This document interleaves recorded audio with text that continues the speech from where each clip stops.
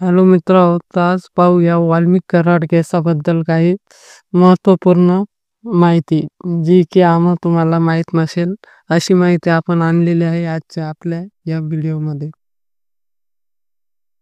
गेल्या काही दिवसांपासून बीडमध्ये मस्साजोग गावचे सरपंच संतोष देशमुख हत्या प्रकरण चर्चेत आहे.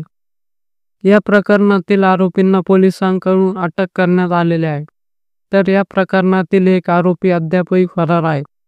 तसेच संतोष देशमुख हत्या प्रकरणात खंडगी प्रकरणातील आरोपी वाल्मिक कराडचा सहभाग असल्याचा आरोप विरोधकांकडून करण्यात येत आहे.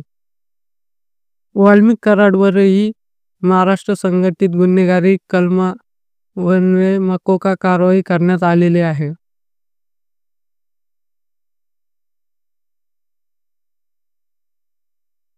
वाल्मिक कराडला SITने ताब्यात घेतलं. त्यानंतर आज वाल्मिक कराडला SITने बीडच्या न्यायालयात हजर केलं.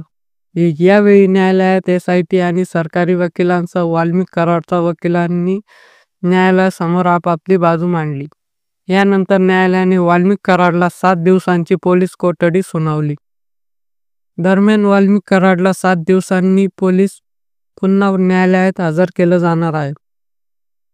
तसेच न्यायालयात आज नेमकं काय घडलं याची माहिती वकील सिद्धेश्वर ठोंबरे यांनी दिली आहे.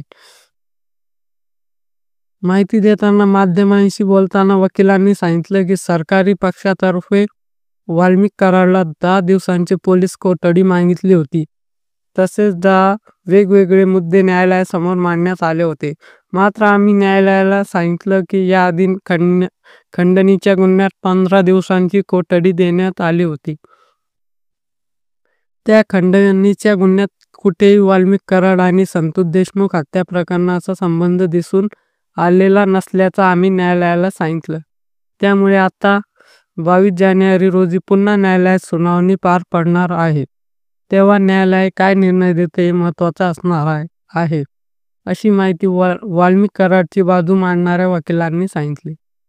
दरम्यान न्यायालयात वाल्मिक कराडच्या विरोधात विविध मुद्दे SITच्या वतीने उपस्थित करण्यात आले.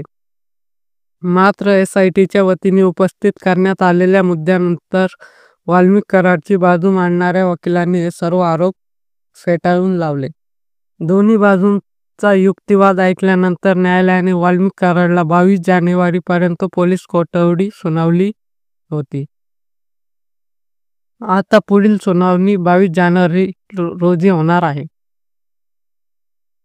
सरपंच संतोष देशमुख यांच्या हत्या प्रकरणात वाल्मिक कराडला 7 दिवसांची पोलीस कोठडी न्यायालयाने सुनावल्यानंतर न्यायालयासमोर वाल्मिक कराडच्या समर्थकांनी जोरदार घोषणाबाजी केली. त्यामुळे न्यायालयाबाहेर काही वेळ गोंधळाचं वातावरण निर्माण झाला होता. मात्र त्यानंतर पोलिसांनी तात्काळ वाल्मिक कराडच्या समर्थकांना बाजूला केले. तसेच वाल्मिक कराडच्या काही समर्थकांना ताब्यात घेतलं. त्यानंतर गोंधळाची परिस्थिती नियंत्रणात आली.